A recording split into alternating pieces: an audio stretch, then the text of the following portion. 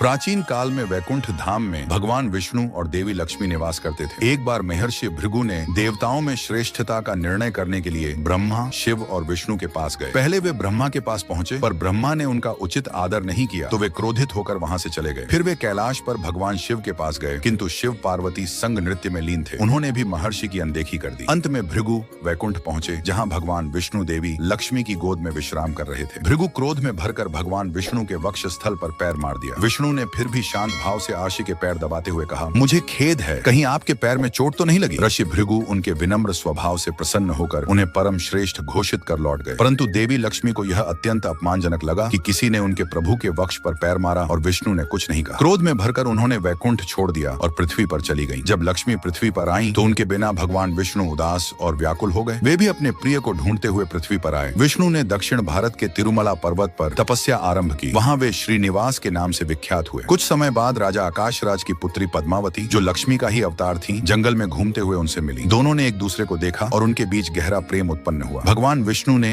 विवाह का प्रस्ताव भेजा, जिसे राजा आकाशराज ने स्वीकार किया। परंतु यह भव्य विवाह था, जिसके आयोजन के लिए विष्णु को बहुत धन की आवश्यकता थी। उन्होंने कुबेर से धन उधार लिया और वचन दिया कि वे उसे वापस चुकाएंगे। विशाल समारोह में स्वयं ब्रह्मा, शिव और देवताओं ने भाग लिया। पद्मावती और श्रीनिवास का विवाह दिव्य उत्सव की तरह संपन्न हुआ। विवाह के बाद भगवान विष्णु तिरुमला पर्वत पर श्री वेंकटेश्वर के रूप में बस गए। आज भी यह विश्वास है कि वे कुबेर का आरण चुकाने के लिए भक्तों से दान के रूप में धन स्वीकार करते हैं। यही कारण है कि तिरुपति बालाजी मंदिर में भक्त स्वेच्छा से सोना, धन और वस्तुएं अर्पित करते हैं। कहा जाता है कि जब तक यह आरण पूरी तरह नहीं चुकता, तब तक कलयुग का अंत नहीं होगा। भगवान वेंकटेश्वर अपने भक्तों की मनोकामनाएं पूरी करते हैं, उनके दुख दूर करते हैं और जीवन में सुख समृद्धि का आशीर्वाद देते हैं। इस प्रकार भगवान वेंकटेश, जो भगवान विष्णु का ही अवतार है, आज भी तिरुमला पर्वत पर विराजमान है और भक्तों के विश्वास का केंद्र बने हुए।